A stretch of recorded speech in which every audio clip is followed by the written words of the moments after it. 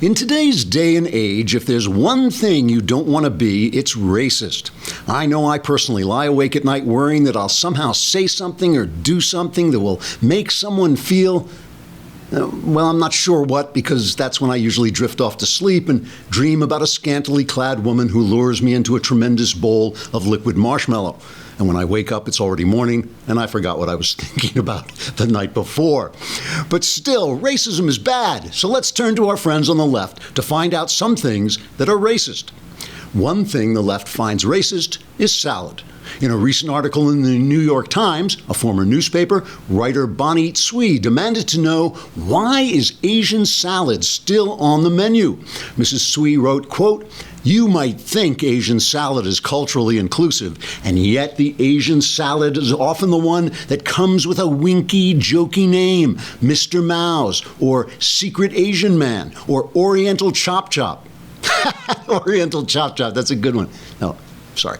Mrs. Tsui says it's wrong to call something Asian as if it comes from an entire continent instead of a specific country. And she goes on to say she is so glad she lives such a protected, privileged American life that she can write articles about salad instead of having to walk more than a mile to get fresh water, as tens of millions of women have to do in Asia. And maybe she didn't say that last part. Maybe that was me. Anyway, another thing leftists find racist is asking people for picture ID before they vote. This is very racist, because whereas white people have picture ID that they use to buy a drink or apply for welfare or get on airplanes, black people's faces are too dark to appear in photographs, and therefore they must always remain sober and work for a living, and they can only fly places by flapping their arms. It's just as well, because if black people had to use picture ID to vote, many Democrat voters might cease to exist, and many of those who continue to exist would only get to vote once. It's simply not fair. Yet another thing that's racist is owning a gun for home safety.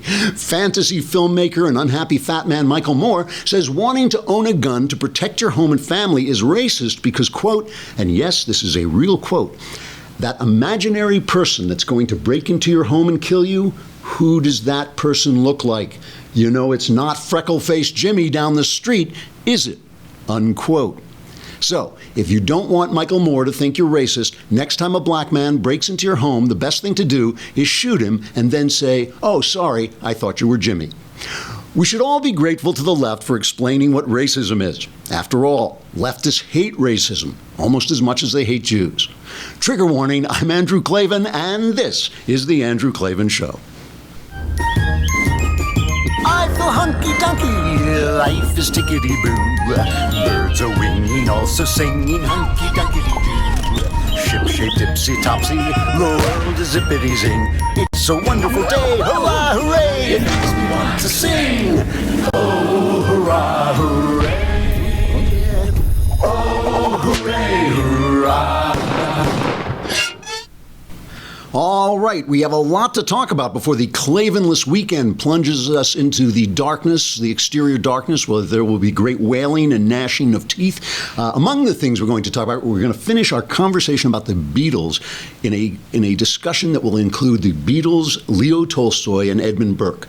Now, I bet you can go through every podcast on iTunes and you will not find one other person discussing the Beatles, Leo Tolstoy, and Edmund Burke, especially who actually knows anything about the Beatles, Leo Tolstoy, and Edmund Burke. So you won't get to hear that if you're on Facebook and YouTube. You got to come over to thedailywire.com where you can hear it.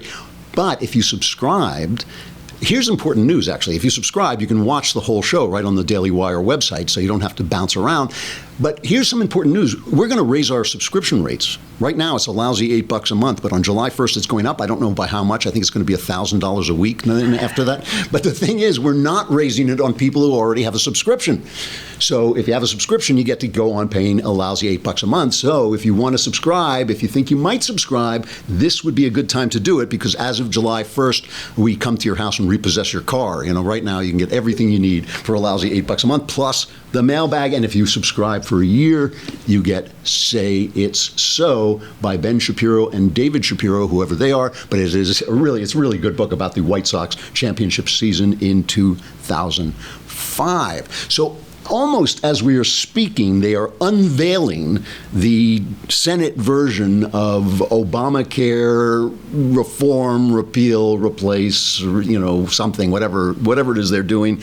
And, I'm not going to discuss it too much because I can basically guess what's happening. I mean, I saw a couple of headlines. It was really happening as I was walking into the studio. I could read it off the computer and kind of come up with a fast take opinion. But why should I do that? I mean, one of the reasons my opinions are always right is because I actually think about what I'm going to say and read into it a little more deeply and take some time over it. But I can tell you what it is. It doesn't repeal. They're not going to repeal Obamacare.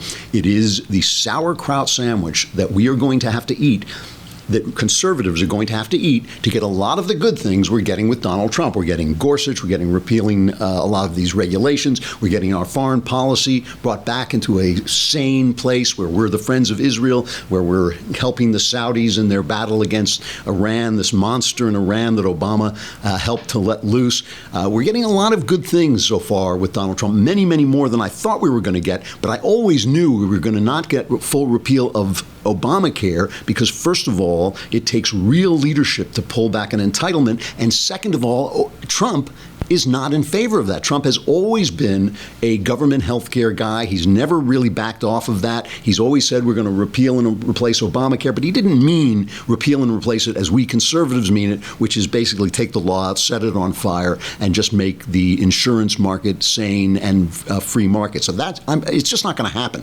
But I think, we are getting a lot of things so far, many more good things with Trump than I thought we were going to get, not least of which, by the way, is his driving the media insane. He has undermined the media to the point where they have become less powerful than they were. It really is a turning point, and it's an important turning point, and it's a conservative victory that I cannot believe more conservatives aren't celebrating. I mean, I just think what Trump has done to the media has been a thing of beauty. It has been a thing of beauty, and he was doing some of it last night in Cedar Rapids. Anyway, before we get to talk about that, we've got to talk about Texture.com, and I love Texture.com because for a mere $9.99 a month, $10 a month, you can have no life whatsoever, because once you go on this thing, all you are going to do is read magazines, and magazines matter. They really do, especially now when it's so hard to get information.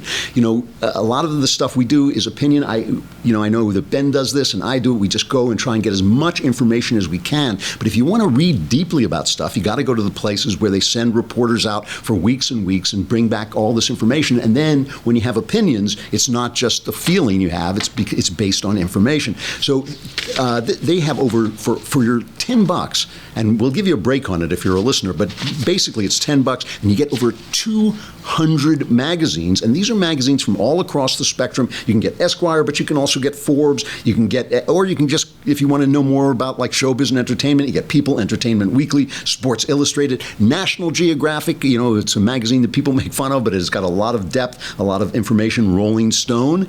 I know we'll all have some feelings about that. Bloomberg Business Week. All these magazines for $10 a month, which is basically the cost of one subscription. That is a good deal, and once you start playing with this thing, I'm telling you, you disappear. It's the intellectual version of Angry Birds. You know how you start playing Angry Birds and your life goes away? Texture is the intellectual version of this. So what you want to do is you want to go to texture.com/Klavan, Klav as in Victor, AN, texture.com/Klavan, and you will get 14 days, 2 weeks for free. So you get to try it out. And once you try it out, you'll see why it was selected one of Apple's top 2016 iPad apps. Start your free trial now. Here's what you do. You go to texture.com/Klavan for a 14-day free trial. 14 days for free when you go to texture.com/Klavan, texture.com/Klavan. You weren't doing anything with your life. Now you won't have to, because all you will do is play with this app. I'm telling you, it is really terrific. All right, so back to what we were talking about. We were talking about the healthcare thing. As I say, I'm going to read it in depth, and we'll get back and we'll talk about it next week. Right now, what I can tell you is that Chuck Schumer is going to stand up. Well, I'll give you Chuck Schumer's reaction. At least we'll let him have his say. Well, his reaction to the new health care bill in the Senate.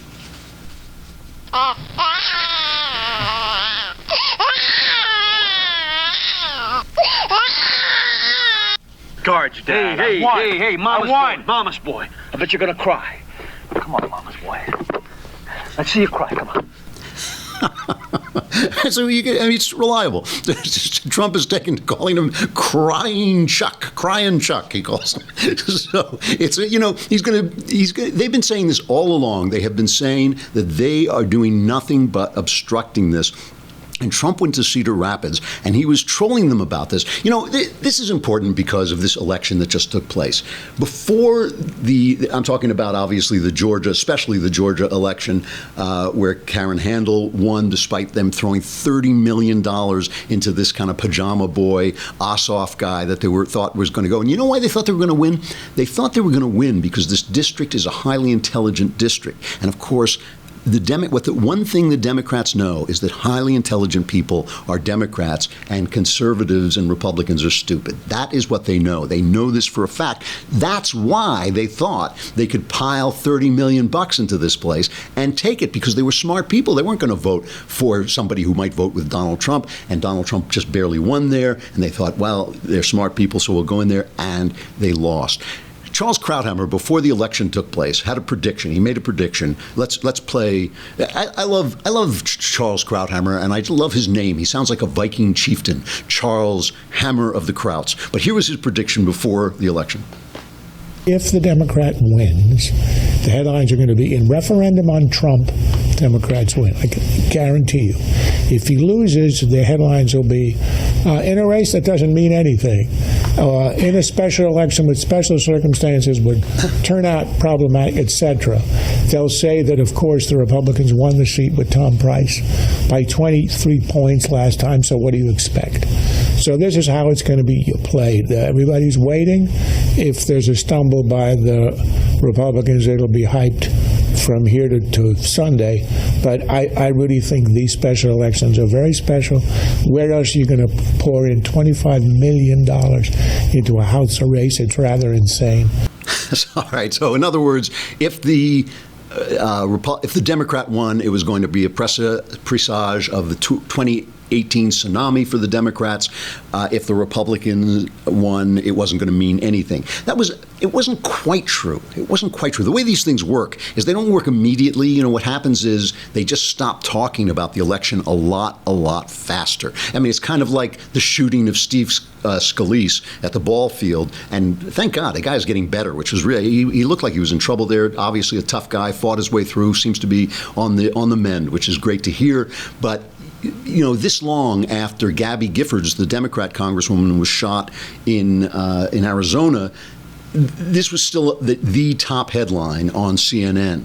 Now Scalise has been relegated to nowhere because he was shot by a Bernie bro. So, it's not as big a story. And the same thing is happening with this. The election was going to be important for a couple of days, but there are some voices on the left that are beginning to get it. It's like little notes, It's like the way scientific revolutions take place. Little anomalies first appear, and then suddenly you realize, the whole theory is wrong, and the whole thing. These are the little voices that are coming up. So now we have Representative Tim Ryan of Ohio has been going around saying, our brand, the Democrat brand, is more toxic than Donald Trump, because they keep talking about these approval ratings. Let me just stop for a minute about these approval ratings. One of the things about this Karen Handel Georgia election is the polls kept telling everybody that she was going to lose. And they kept touting these because they hoped that they would, swing the election. They hoped that it'd have an effect on the election. But the thing about these polls is that they've been wrong a lot, and they've always been wrong on the same side. They have not once have they overestimated the Republican victory, not once. And that has got to tell you something, okay? It has got to tell you something. There is no science for predicting the future. This is the thing about climate change science. There's not even science for predicting the future of a machine, which you should be able to predict. The way predictions work, the way engineers make predictions, is you feed information in, and as you get closer and closer to the event that you're predicting, your prediction gets better and better. That's the way weather reports work. 2 minutes before the rainstorm starts, you have a better chance of predicting the rainstorm than you do 10 days out when your prediction is probably going to be off, So it's more information as you get closer and closer. And that is why it was so hilarious on the night of the Trump-Hillary election to watch the predictions of the New York Times as the lines crossed. They started out that Hillary had a 95% chance of winning, and then just before Trump won, it was Trump who had the 95% chance. So the lines crossed. That is the way real predictions work, and that is why you don't have to take climate change predictions very seriously at all. Okay, we're saying goodbye to Facebook and YouTube, but come on over to the Daily Wire to hear the rest. And if you want to watch the rest on the Daily Wire, you can see the whole thing if you subscribe. And if you're going to subscribe, do it now, because the rates go up July 1st. But if you subscribe now, your rates will stay the same. Or if you're already subscribed, your rates will stay the same. So come on over.